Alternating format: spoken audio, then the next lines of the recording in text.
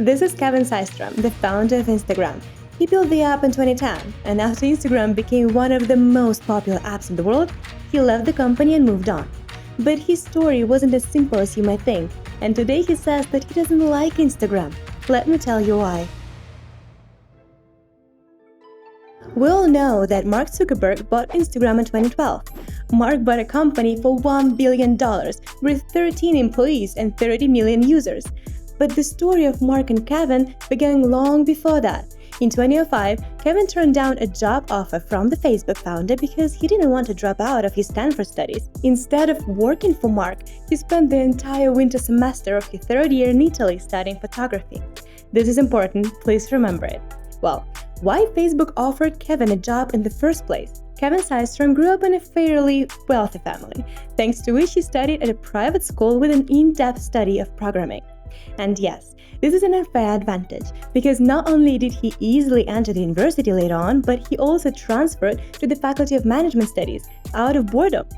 He was ahead of his course and was interested in creating a business. The gifted guy quickly made his first major contacts in the tech world, including Mark Zuckerberg. So Kevin was clearly aware of the importance of the right connections and the possibility of the right events. Thanks to one of these parties, he stopped being an employee and laid the foundation for Instagram. That time, Kevin interned at Odeo, which by the way later became Twitter, turned down a job at Microsoft, and got a job at Google. He worked as a marketing specialist for a while, but despite a good salary and large corporation employee privileges, Kevin understood that all this was shifting his desire to create something of his own. When he finally created his Bourbon app in 2010, he talked about it at a party. His little impromptu presentation netted him a $50,000 investment. And of course, a whole crowd gathered around him in an instant. Everyone wanted to know what kind of project he had and how promising was his offer. But was his idea up to it? Kevin came up with Bourbon at a time when location tagging and points-based gaming services like Foursquare were booming. The name itself is of course just Kevin's interest in whiskey and bourbon, as his app was supposed to be a fun gathering of friends with geotagging, drink experience descriptions, party photos, and virtual rewards. The first investor at that bar party was Steve Anderson, founder of Baseline Ventures, which has invested in hundreds of different startups including WeWork. If you haven't seen my video of the dramatic history of this company, I advise you to find out what Steve's investment turned out to be. But back to Kevin at the bar. The first $50,000 quickly turned into $250,000, and a little later, $500,000 when Andreessen Horowitz couldn't resist the temptation. Kevin bought 2 computers for $5,000, hired Shane Sweeney as an engineer, and fellow Stanford graduate Mike Krieger, who previously worked on a social networking platform, Meebo. Mike Krieger was born in Brazil and moved to California in 2004, but he met Kevin at the university, where he studied symbolic systems. So, with the advent of Mike and the team, most of the engineering solutions and the user interface were developed exclusively by him. Thus began the story of this unicorn, or rather, how Bourbon turned out to be not what it was planned at first. All in all, Bourbon was doing well, but the user base was not growing. Then Kevin and Mike asked their 100 users what do they like in Bourbon. And it turned out that the only thing everyone loved was the photos. Everyone liked to share photos of their gatherings with friends. Just like that, no one was impressed with geolocation tags, reviews, and earned points. Even though there were a lot of photo sharing apps at that time, Kevin's proposal with Mark turned out to be the most impressive. What made them so special?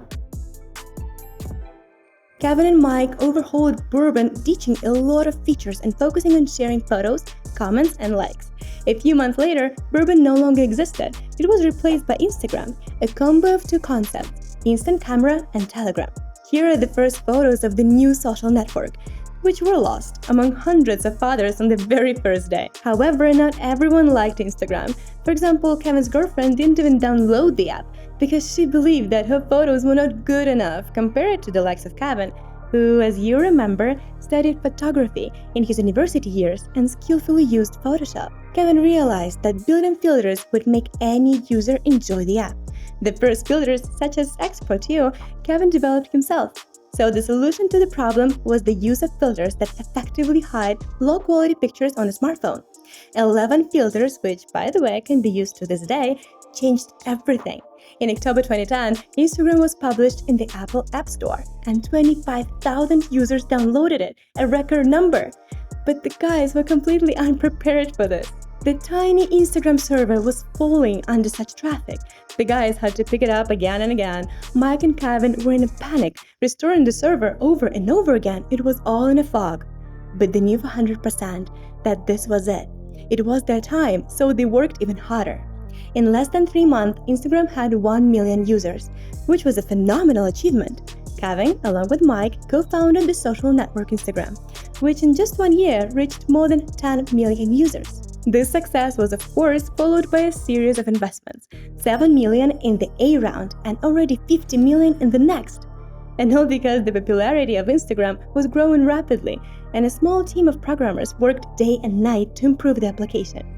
Meanwhile, in another office, a much bigger one, another team was developing a similar product, only better and faster, especially since they had all the means for this. Yes, Mark Zuckerberg's decision to buy Instagram was not a sudden outburst of feelings. He seriously feared that Instagram would eclipse Facebook, given the fact that for several years Facebook programmers had been unsuccessfully working on a similar application that was supposed to be in addition to Facebook. And while Mark's purchase offer was trumped by existing Facebook resources that Kevin and the team could use to boost Instagram even more, Mark's worries grew, because his brainchild slightly faded as the product he bought evolved. It might seem strange to you, but Kevin and his team didn't even think about commercializing their product until Facebook. They probably just didn't have time to consider any strategies in this sense, as they were passionate about scaling, maintaining performance, and expanding the functionality of the offspring.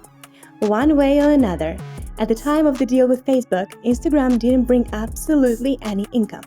And despite millions of users and insane popularity, the application was not monetized. Zuckerberg, on the other hand, was serious about the return of his new investment. He knew that Instagram should start making money. After the purchase in 2012, Instagram began to introduce many advertising options, and 3 years later, the application introduced video and photo interstitials, as well as hyperlinks to the advertiser's website. 4 years later, Instagram's annual revenue was $1.8 billion, which was equal to 13% of Facebook's total revenue. Only these figures were far from impressive for all interested parties. Even though Mark Zuckerberg said that Facebook would strive to create and develop Instagram on its own and promised Kevin and Mike to keep Instagram independent, his pressure on the company was mounting. Moreover, many users believe that the introduction of commerce led to an increase in the volume of advertising in their newsfeeds and stories.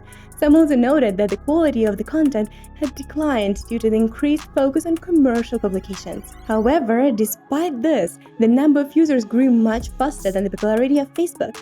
And then Mark insisted on introducing Facebook to Instagram. So, Share on Facebook took the first position of the Instagram functionality.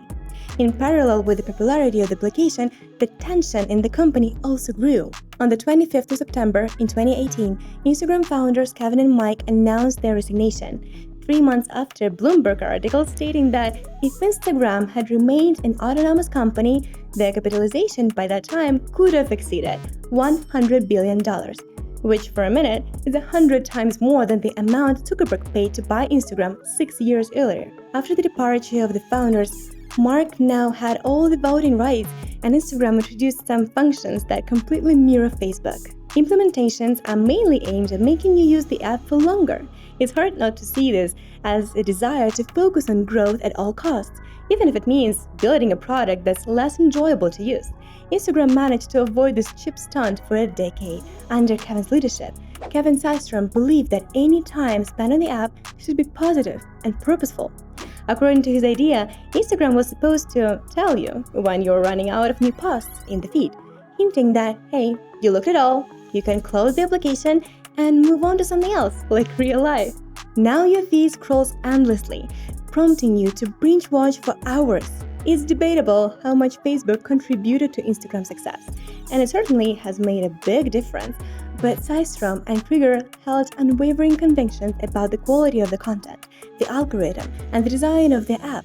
So it's no surprise that when unsubmissive leaders like Systrom and Krieger left Instagram, Facebook certainly breathed a sigh of relief. With the advent of Instagram, our whole life has become public, and even the most ordinary activities such as walking the dog, going out of town, or going to a restaurant, which we didn't notice before, have turned into a news break. Ever since Kevin and Mike developed the photo editing and sharing app called Instagram, it has become the largest mobile social network, a place for millions of people around the world to connect, and a convenient platform for doing business. Do you know how much time you spend on Instagram a day? Well, on average, people spend about 29 minutes a day browsing Instagram, 33 minutes on TikTok, and 42 minutes watching YouTube.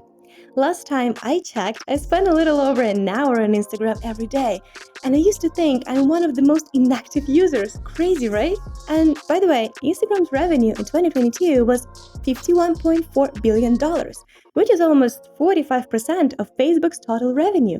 However, the question of whether it performs better is still open.